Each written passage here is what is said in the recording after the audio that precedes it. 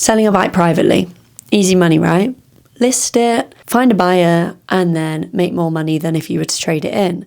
Except thieves, scammers, and organised crime gangs are watching and waiting for you to slip up. Keep watching to make sure this doesn't happen to you.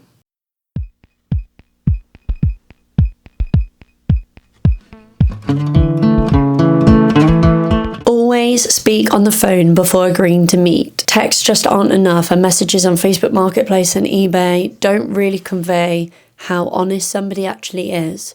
Even if dodgy Darren's Facebook profile looks real, give them a ring. WhatsApp's really good, and video calls are even better if you can. If they don't agree to this, then that is a big red flag. And if they're serious, they shouldn't mind providing some photo ID just so that you know exactly who you're dealing with. After all, if they're buying a bike, they should have some ID. Finally, a deposit, it can just be a small one via bank transfer, can be a really good way of testing if they're genuine. If they're not, then they're not going to send you any money, obviously. If things do go south, you've got a good way of tracking them. Number 1, don't show your registration plate in any of your photos. Criminals love cloning plates, especially if it's a generic bike that's not been modded so much, or even cars, vans, etc. This has happened to us where we first bought a van and our plates were cloned because the registration plate was shown in the advert. Secondly, avoid listing your exact location. Don't even give them a postcode. Just a generic area will be sufficient until you decide whether you're actually going to meet them or not. And third on this section is don't take pictures where you store the bike. Landmarks and points of interest that they can spot in these images will help them find out where you're keeping it. So my advice, and it will look more professional too, is once you've got it all cleaned up and looking nice, take it somewhere picturesque if you can, and try and get all your different angle shots from the same location at the same time. That way, they hopefully won't be able to find out where you're keeping it. Right, you found a buyer, perfect. Now it's finding where to meet. That's really important. You want to find a public, well-lit space like a petrol station or a supermarket car park.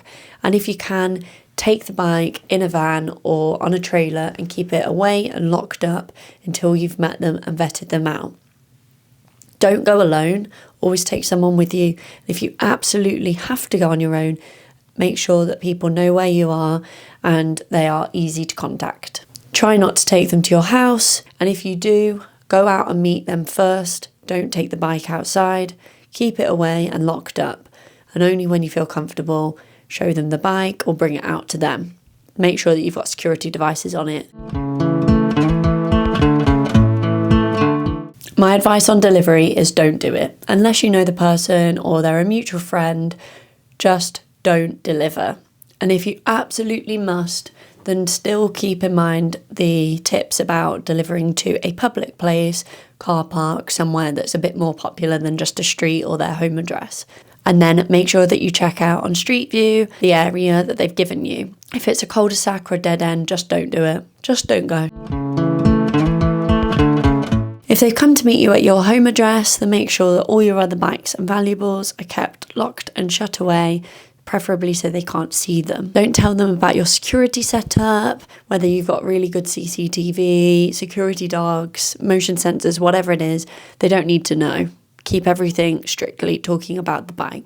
Having an immobilizer or a motion activated tracker is really useful whilst the bike is still in your possession. A lot of thieves will steal bikes, dump them for 24 hours in a ditch or a hedge to check if they've got a tracker on them, and then they'll go back and get them after that time. Having an anti-angle grinder lock is really, really useful. Things like the hip lock are absolutely invaluable. They may be costly, but it's definitely worth it. Another thing that's very cheap to add to your garage or your driveway is a ground anchor. You can pick these up for about 10, 15 quid.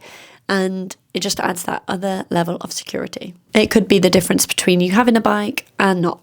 Unfortunately, my friend's bike was stolen from her garden just a couple of weeks ago after she advertised it on Facebook Marketplace. They'd either used drones or Street View or just gone around that whole area from her postcode to find out where she kept it. And then later that night, went and took it.